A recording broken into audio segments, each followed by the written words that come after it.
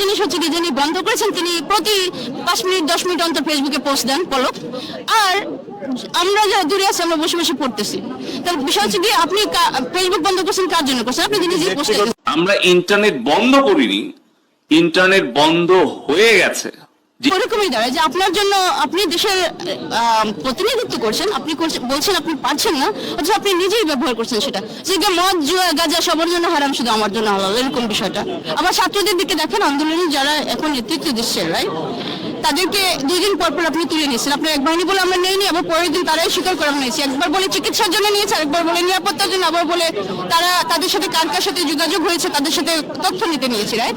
আপনি যখন নানা রকম বিভ্রান্তিমূলক খবর বলেন, তখন দেশের মানুষের মনে স্বাভাবিকভাবেই প্রশ্ন আসে যে এই দেশ আসলে চালায় কে? এদেশে কি আসলে কেউ কি আসলে পরিচালক হিসাবে আসে, নাকি এটা আসলে অরাজক একটা দেশ? সেই সব বার্তা আপনারা দিচ্ছেন এক একবার, এক এক সময় এক এক জিনিস বলে। একটা মানুষ একটা দলের হেডসেট আপনার শত্রু হতে পারে, সে যদি নাই হয়ে যায় সেই দায়ও আবার আপনার। যে আপনার দেশ থেকে যে কোনো মানুষ নাই হয়ে যাবে, সেটা উদ্ধার করে দায়ও আপনার, সে কোথায় আছে সেই সংবাদ দেওয়ার দায়ও আপনার। সে দায় যখন আপনি মেটাতে না পারেন, তখনই আপনি আপনার শাসনকে প্রশ্নবিদ্ধ করেন, যেটা কি এই দেশে কি আসলে শাসক আছে নাকি নৈরাজ্যপূর্ণ শাসক। প্রবাসীরা আমরা একটা জিনিসই চাই, যে মা যদি ভুল করে থাকেন মাপ চান, সরাসরি মাপ চান, এটা লজ্জার কিছু নয়। আপনি ক্ষমা চান, আর যেভাবে হোক, আর যদি একান্তই মনে করেন যা ক্ষমা আপনাকে দিয়ে চাওয়া আপনাকে দিয়ে হবে না, আর আপনি এই শাসন আসলে এইগুলি এইভাবে চালাতে পারবেন না, তাহলে যেখানে আমাদের এই প্রধানমন্ত্রী নেই সেই দেশে কিন্তু চলতেছে। যে কাজ আপনি পারবেন না সেটা ছেড়ে দেন, এটাই। যে আপনি যদি চালাতে পারেন চালান, না একান্তই যদি আপনি বলেন শিবির রাজাকার, এখন দেখেন দলে দলে লক্ষ লক্ষ কোটি কোটি মানুষ রাস্তায়, সবাই যদি রাজাকার হয়, সবাই যদি খারাপ হয়, সবাই যদি আপনাকে না মানে, সবাই তো আপনি তারাই দিতে পারবেন এই দেশ থেকে। তাহলে আপনি বলেন যে আমি চেষ্টা করেছিলাম আমি পারিনি, ঠিক আছে, আপনি তো বলেন আপনি ভালোবাসার কারণে ক্ষমতা আছেন, আপনি দেশের মানুষের কল্যাণ চান, তো সেটাই বলেন যে আমি যেহেতু ভালোবাসি, আমি যেহেতু কল্যাণ চাই, যা কিছু উন্নতি যা কিছু করেছি মানুষের জন্যই করেছি, তা তোমাদের থাকলো, আমি চললাম। আর না হলে আপনি কিভাবে সমঝোতা আসা যায়, কিভাবে সবাইকে নিয়ে একটা সৌহার্দ্যপূর্ণ একটা সুশৃঙ্খল মানে দেশ গঠন করা যায়, যেখানে সকল নাগরিকের, আমি আবারও বলছি সকল নাগরিকের, আপনাকে যে ভালোবাসে এবং আপনাকে যে অপছন্দ করে, সকল নাগরিকের অন্তত আস্থা থাকবে। আস্থা এবং ভালোবাসা এক না, সেটা আপনিও জানেন, আপনারাও জানেন, আমিও জানি।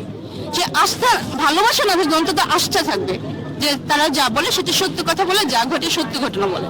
যে এইরকম একটা পরিবেশ অন্তত তৈরি করে ভাঙা মন নিয়ে।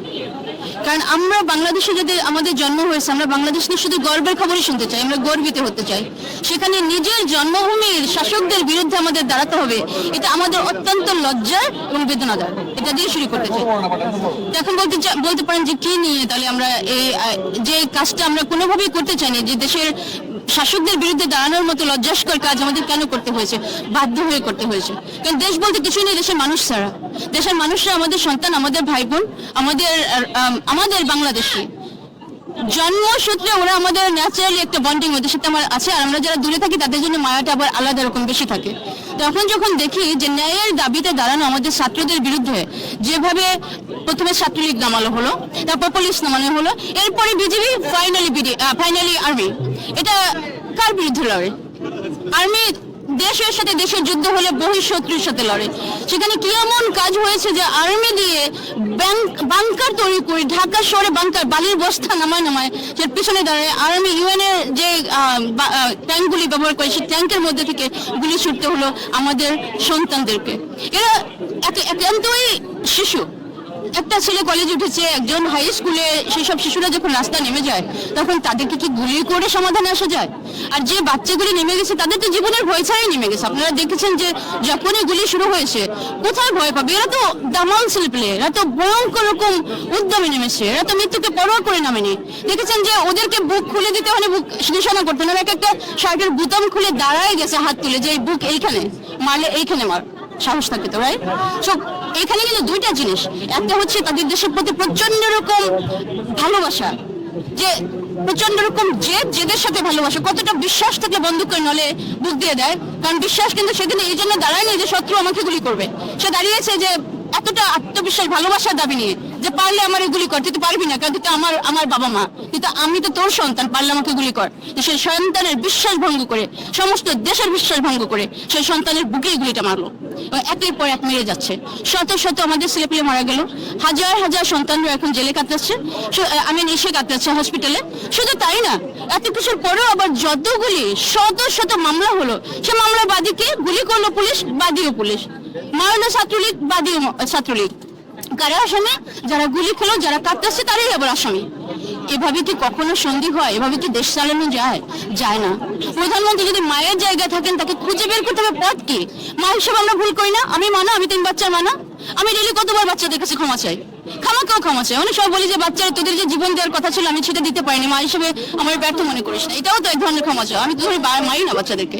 প্রধানমন্ত্রী যদি মায়ের জায়গায় থাকেন, তিনি কি ওদের কাছে ভুল যদি করে থাকেন, উনি মাপ চাইতে পারেন না? মাপ চাইলে কিন্তু ছোট হয়ে যাবেন, ছোট হয়ে যাবেন। এই বাচ্চাগুলির মনের মধ্যে দরদ সৃষ্টি হয়ে যাক, মা ভুল করেছে, মাফ করে দিই, সেটা না করে উনি আরো কঠোরতার হুমকি দেন, রাইট?